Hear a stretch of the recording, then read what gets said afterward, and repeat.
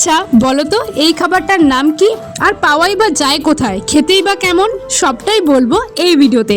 তাহলে চলো ভিডিওটা প্রথম থেকেই শুরু করা যাক। আজ তোমাদের নিয়ে চলে যাচ্ছি উত্তরবঙ্গের এক অপূর্ব সুন্দর জায়গা জয়ন্তী পাহাড়। শহরের ব্যস্ততা আর কোলাহল থেকে দূরে, যেখানে শুধু সবুজ বন, পাহাড় আর প্রকৃতির শান্ত পরিবেশ মনকে একটা অন্যরকম অনুভূতি দেয়। জার্নির শুরু থেকেই রাস্তার দুই পাশে সবুজে ঘেরা দৃশ্য চোখ যেন জুড়িয়ে দেয়। যত সামনে এগোচ্ছিলাম পাহাড়গুলো আরো ততই কাছে আসছিল। চারিদিকে পাখির ডাক, হালকা হাওয়া, প্রকৃতির নিস্তব্ধতা মিলিয়ে এ যেন এক অন্য পৃথিবীতে চলে এসেছি।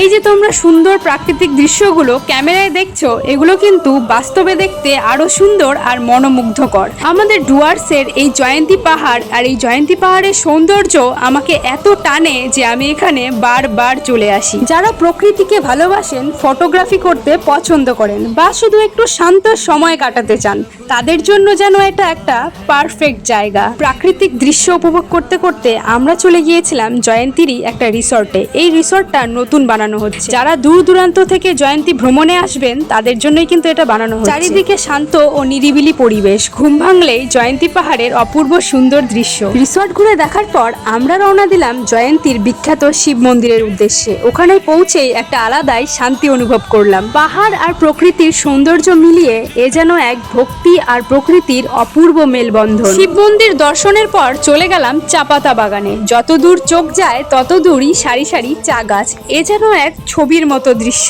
আচ্ছা তোমরা কারা কারা চা খেতে ভালোবাসো বলো তো? এরপর আমাদের দ্বিতীয় গন্তব্য ছিল কার্তিকাতে। সারাদিন ঘোরাঘুরি করার পর বেশ ভালোই খিদে পেয়েছিল, তাই চলে গিয়েছিলাম কার্তিকার এই ছোট্ট কিন্তু বেশ ভালোই অ্যাস্থেটিক একটা রেস্টুরেন্টে। ওখানে গিয়ে আমরা অর্ডার করে দিই থাইপু, অনেকে আবার এটাকে টাইফুও বলে থাকে। আমরা অবশ্য রেস্টুরেন্টে গিয়ে বলেছিলাম টাইফু দিতে, তারপরে উনি আমাদেরকে এই খাবারটা দিয়েছিলেন।